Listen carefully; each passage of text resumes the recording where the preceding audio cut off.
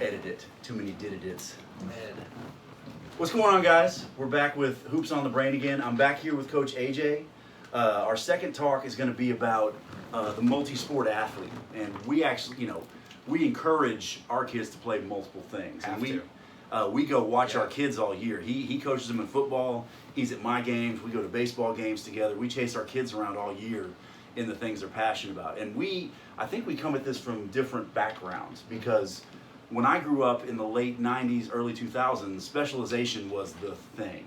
I went to a high school where the baseball coach wouldn't let you play if you played a winter sport, and even if you played a fall sport, he was skeptical of you.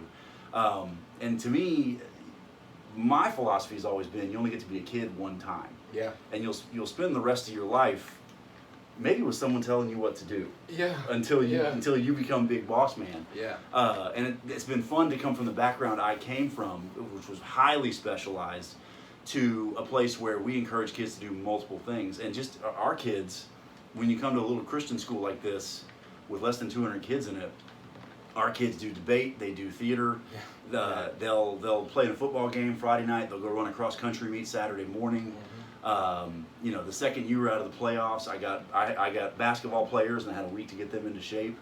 And for some of you in your situation at bigger schools, that may not sound ideal to you, but we get to see how multi-talented our kids are. Yeah. Yeah. And again, the most fun thing for you and me is going and supporting them. Yeah. When, both in our season when we work with them, and then whatever the next thing is, going and supporting them on the baseball field or whatever it might be. 100%.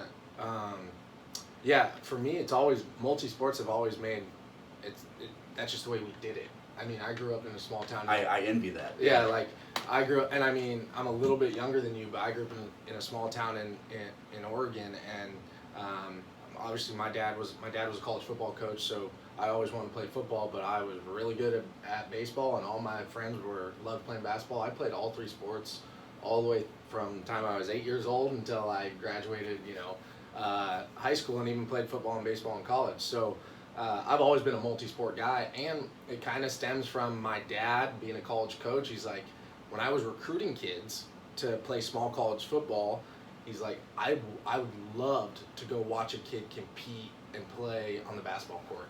Absolutely. Like, if I knew I liked a kid's film and I was going to recruit him and he wasn't getting recruited at a bigger school or at a higher level, I'd go to all these small schools, he said, and I'd go watch all these guys play hoops, and if they're competitive out there, that shows me that they're competitive anywhere they are. Well, it's funny because all these college coaches say they recruit multi-sport athletes, and for some reason the AAU community and the Elite 7-on-7 community just has their ears covered. Can't do it. No, can't do it.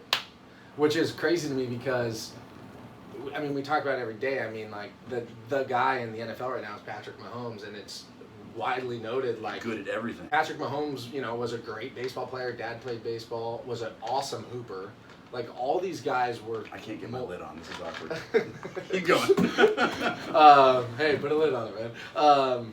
But multi-sport athletes, I think, are awesome. And as a coach, coming here, I mean, I know I was asked the question in the interview process, and you asked me the question, parents asked me the question, like, whoa, what do you think about multi-sport? I'm like, well, yeah, I'd rather have a kid miss out on a spring football practice and go watch him play in a state baseball playoff game rather than come to a practice, because now you're getting more reps of competing. Mm-hmm. Your mentality is like, that kid gets as many moments as possible to be in it, as opposed to, and baseball, not picking on baseball seems to be the ones like, if you want to play baseball, you got to specialize. Yeah. And it's like, well, that's not the case, because some of the best football players can come out there, some of the best basketball players can come out there and be more athletic immediately. Mm-hmm. But it's like, if you don't take all these ground balls and take all these hacks, which I get it, and I get if you're we're not against, like, we even encourage our kids. My basketball players will text me in the season, hey coach, we have a short practice on Thursday. Can I go take BP? Yeah. Absolutely. Go. Absolutely. I'd rather kids be outside doing stuff than go home and be on their phone or whatever. So, yes, go do that. And that's just, I think it's a generational thing without getting too deep into it, is like, that's what we did when I was growing up. when you were done with football workouts in the summer, you went to the batting cage. Mhm. Then you went and probably played in a summer basketball game that night. Or open gym. Yeah, Yeah. and you did it all in one day, and you had full days. Mhm. Now, if kids aren't doing that, I don't want to know what they're doing. So I'd much rather have kids be on schedule and, you know, playing as many sports as possible. Now, in the school year, we do have some juggling acts. Oh yeah. We're still trying to get the strength and conditioning piece right because some of our most vital athletes are in season, August to May. Yeah, always. So we're still trying to get them to lift the amount we want them to lift so they can be bigger, stronger, more explosive. Yeah. It takes my coaches usually getting together with a calendar to make it all work. Yeah. Well, I think that's when you kind of have to work together as an athletic department. And you've done a good job here, and we've had open conversations, and you know, I help the baseball coach, you know, and let him know what's going on with certain kids, Mm-hmm. and I push kids towards going and playing. I help the soccer coach, like, go play soccer. Oh, are you playing hoops? You should play hoops. But once you all get on the same page, now guys aren't, coaches aren't doing specialized, like, extra workouts for their sport. It's Right. like, you don't need to do that. If you have a good strength coach, Which we they're- do. which we do here, they're going to be strong. They're going to get all their lifting in, and it's going to be well thought out. It's not going to be bench squat and Yeah. hang clean the day of a basketball game. I think I asked our strength coach that in the interview, like, are we going to do heavy squat on Monday before Tuesday district basketball game? No. Okay, and I could check the box and move Yeah. on, and you could see if he knew ball. Yeah, so it just is, I think that there's two issues when it comes to not the kids, but the coaches in the athletic department. The two issues are, A, you guys aren't working together as a unit. Mhm. You aren't supporting each other's sports and sharing the athletes correctly.